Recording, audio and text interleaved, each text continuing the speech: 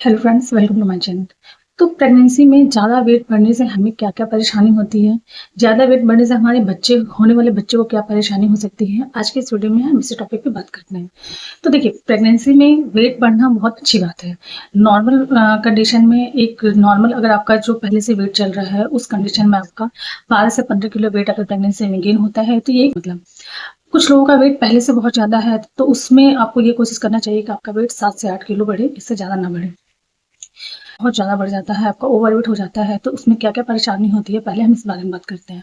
तो देखिए, अगर आपका वेट ज़्यादा है, तो सबसे पहले तो आपको चलने में बहुत ज़्यादा परेशानी होगी, आप बहुत जल्दी हाँफने लग जाएँगे, आपको सोने में भी बहुत ज़्यादा परेशानी होती है क्योंकि प्रेगनेंसी में ऑलरेडी हमारी परेशानी बढ़ जाती है। आपके बैक में बहुत ज़्यादा पेन हो सकता है, तो इसलिए आपको अपने वेट का कहते हैं कि इससे आपके होने वाले बच्चे पे क्या-क्या असर पड़ सकता है। तो उस केस में नंबर 1 तो प्रॉब्लम ये है कि आपकी नॉर्मल डिलीवरी के चांसेस बिल्कुल खत्म हो जाते हैं। उस केस में आपकी सिज़ेरियन डिलीवरी ही पॉसिबल हो सकती है क्योंकि अगर बच्चा बहुत ज़्यादा उसका वेट हो गया है, तो वो नॉर्मल डिलीवरी पॉसिबल नहीं हो पाती है। बच्चे का वेट ज़्यादा होने से उसको और चाहिए कि आपके बच्चे का वेट एक नॉर्मल मेंटेन जो डॉक्टर ने चार्ट बताया है उसके अकॉर्डिंग होना चाहिए। जैसे कि बच्चा 28 अगर आपका वेट बहुत ज़्यादा है तो आपको टाइम से पहले डिलीवरी की भी प्रॉब्लम हो सकती है क्योंकि उस केस में क्या है कि आपकी यूट्रस दबाव बहुत ज़्यादा बढ़ जाता है बच्चे के वेट के कारण, तो उसमें ये प्रॉब्लम होती है कि आपका डिलीवरी से पहले भी जो आपको डॉक्टर ने ड्यू डेट दिया है उससे पहले डिलीवरी होने के चांसेस बढ़ जाते हैं।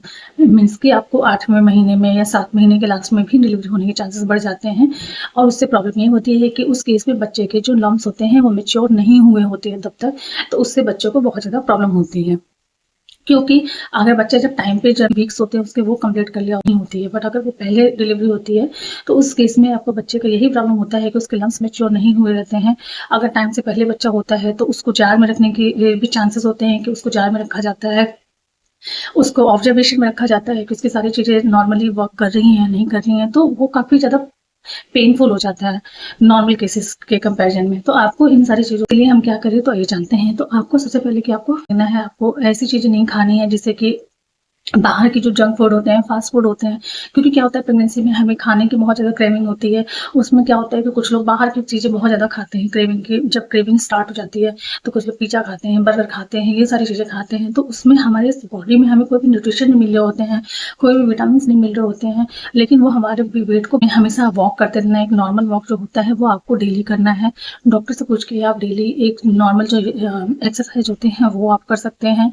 आप कोशिश करें कि अगर आप जितनी अच्छी नींद लेते हैं वो भी बहुत अच्छी बात है। अपने आप को स्ट्रेस फ्री रखें ताकि आप जो भी अगर एक बैलेंस डाइट लेते हैं तो उसके अकॉर्डिंग आपकी जो सारी चीज़ें हैं मेंटेन रहे। डॉक्टर से प्रॉपर चेकअप कराते रहें। अगर आप चेकअप कराते हैं तो उससे क्या होता है कि अगर आप रूटीन चेकअप हमेशा कराते रहते हैं तो आपका वेट कितना है वो आपको पहले ही मालूम चल जाता है, तो आप उसको कंट्रोल कर सकते हैं। आपके बच्चे का वेट अल्ट्रासाउंड में कितना आता है वो भी आपको मालूम चल जाता है। तो अगर आपका वेट ज़्यादा है तो आपको कौन-कौन सी चीज़ें अवॉइड करनी चाहिए? तो जैसे कि अगर आपका वेट ज़्यादा है तो आपको घी अवॉइड करना चाहिए, आपको घी नहीं खाना है, आपको फ्रूट्स में बनाना नहीं खाना है। तो करना है ऐसा बिल्कुल भी ये गलती बिल्कुल भी मत करिएगा। आपको खाना खाना है जैसे आप टाइम से खाते हैं 2-2 3-3 घंटे आपको करना है।